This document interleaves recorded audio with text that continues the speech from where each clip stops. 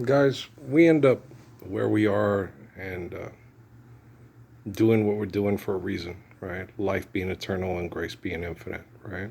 So, um, my father-in-law, Peter Fabre, told me that. He said, that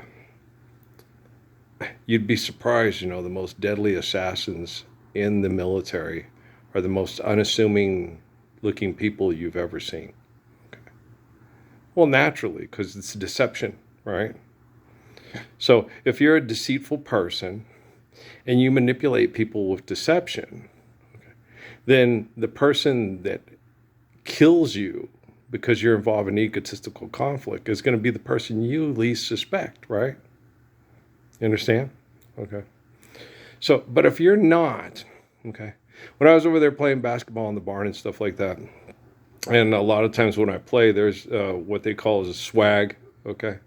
There's a way I move and what people sit there and say, well, no, okay, guys, if you act like you can't play, that only works once, okay? But if you tell Goliath right off from Jump Street, I'm faster than you, I'm quicker than you, and I can jump over you, I got a better immune system, and I can kick your ass anytime I want, okay? Do you understand? Okay. Like when I shoot hoops, right? I shoot till I'm tired and then I quit. Because there's no sense in shooting when you're tired and you're not shooting right, right? So I'll get out there and I shoot and I rarely miss. Okay. And same when I shoot outside. I shoot better when I shoot at the 10-foot hoop outside than I do at the 9'6" in the barn. Because the 9'6" barn, okay, it's not like a gym. You don't have a 20-foot ceiling and a 10-foot hoop, right? Okay. And there's no difference between shooting at a 9'6" hoop and a 10-foot hoop. It's just adjusting your trajectory because it's still the same round hole. It's still the same size basketball. Okay. You still have to throw it 15, 13, 20 feet. Okay. Do you understand? There's absolutely no difference between shooting in a 9'6" basket or a 10-foot basket. Okay. Do you understand? All right. And so, like, if I had coached a man named Shaquille O'Neal who's a very poor free throw shooter. Okay. What I would have done with him is say, Shaq, while we're practicing, let's use the whole line. It's a free throw. Okay. Now, maybe a lot of you guys, because what coaches are doing by sitting you in the center of the foul line to shoot, it's the shortest trajectory for a free throw, right? Now, if you're 7 foot tall and the way you shoot, a lot of big guys kind of shoot off of center, left, or whatever, stuff like that. So I would either move him to the left of the lane or the right of the lane, whichever is more comfortable of an angle for him to shoot directly into the hoop, because it's a round hoop. Okay. You're not dealing with the backboard at all, right? That's how I would have had Shaq practice his free throws. Okay. Which way is the most comfortable way for you on that line shooting a free throw? Now, if he's standing right over there by where the guys are lined up to get the rebound and he's right over there instead of the center of the key, that's where Shaq's going to shoot. It's a free throw and that's the foul line.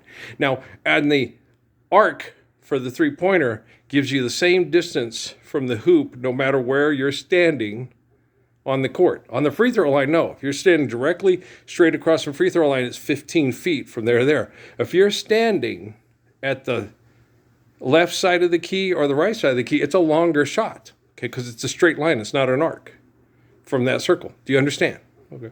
So, but we'd be shooting a 15-foot free throw because a lot of us shoot real good straight across the thing. But if Shaq shot better standing to the left or the right, he'd be shooting a 15-foot, 4-inch, or whatever the difference is, distance of 15, 6-inch shot. But if it's a better trajectory, he's shooting at a better angle the way his arm shoots, dropping the ball into a basket because he's so big. That's where I'm going to have him shoot it. Okay. What works for Shaquille?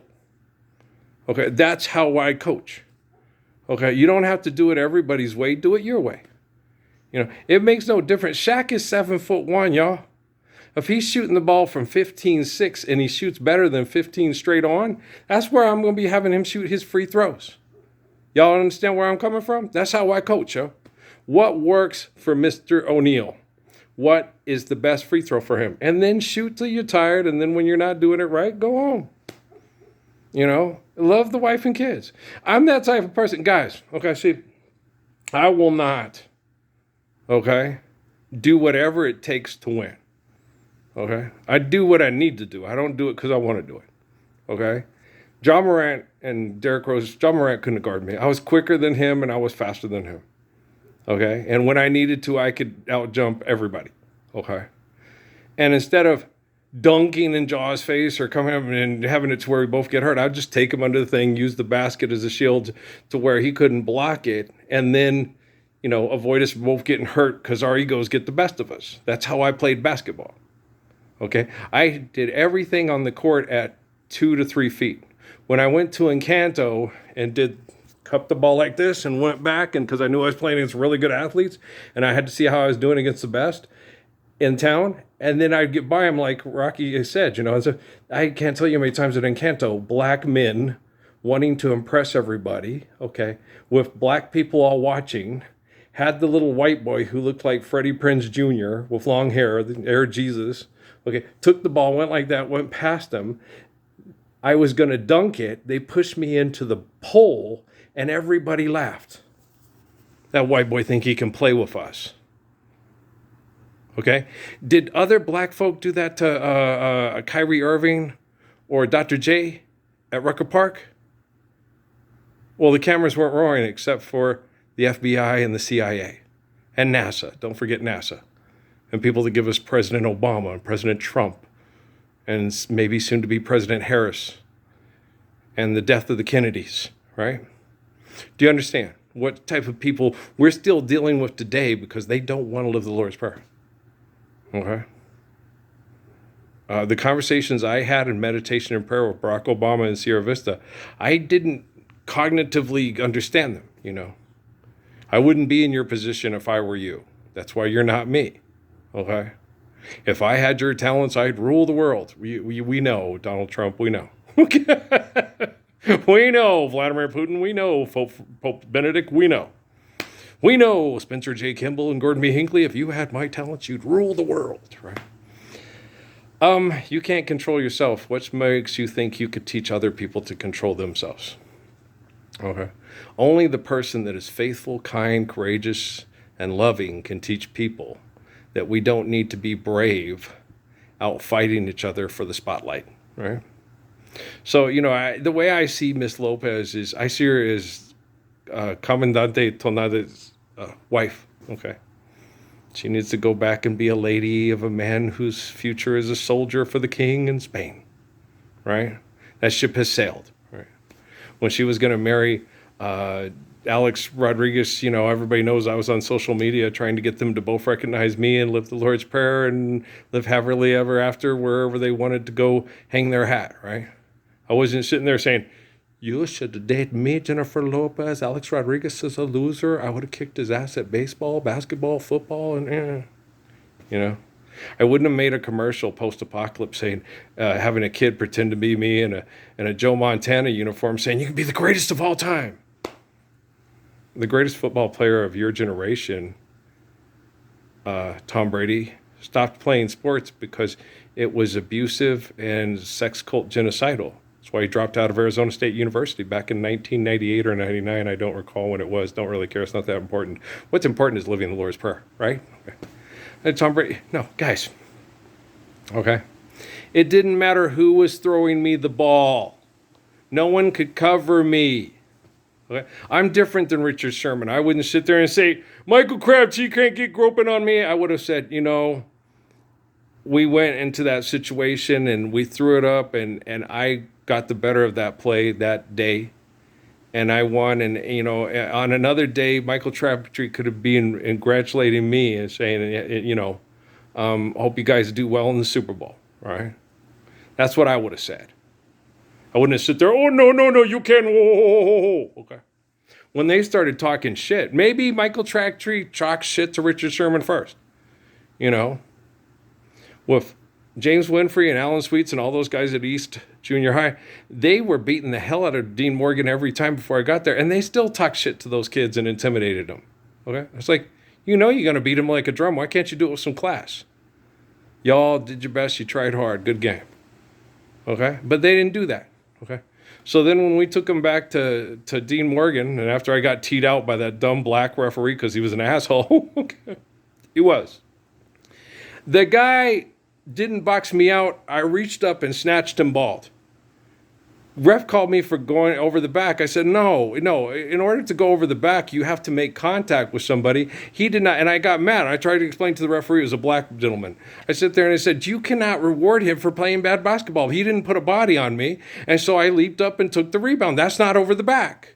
And then he sat there and looked at me like, what are you saying? I said, could you help a brother out? And he teed me out of the game. Yeah. So if anybody has excuses, okay, to be angry at black people, okay. You know how many black men have had sex with my girlfriend or my fiance or my wife to get back at the man? Okay. Do you understand? You know how many black men have? Lots of them. Okay. If anybody has an excuse to be pissed off at black men having sex with a faithful man's wife, it's me. Okay? But if you judge a book by its cover, then you judge a look by the lover. Okay? Who wants to be a millionaire? Okay. Be near me, be near. What's your reputation? Ecstasy. What's your destination? Next to me. As far as the Temple of Set Luminazi Disney Parent Trap outcoming that they planned when they gave me the book of Revelation and the book of Daniel and said, here, what can you do with this? And I said, here. That's when I told you I know that the devil and Satan are responsible for the book of Daniel and the book of Revelation. Okay? Because they write down the books and say it's fulfilled when we say it's fulfilled. Okay? I am the eternal spirit of the faithful ones talking to Daniel. I am the eternal spirit of the faithful ones talking to John. Okay? Not the assholes on TV saying it's not time yet. Okay? The time is now to live the Lord's Prayer and love one another, eternal faithful peace. There is no tomorrow. Okay? Living faithfully if you're not faithful today. You're either faithful now or you're not going to be faithful ever.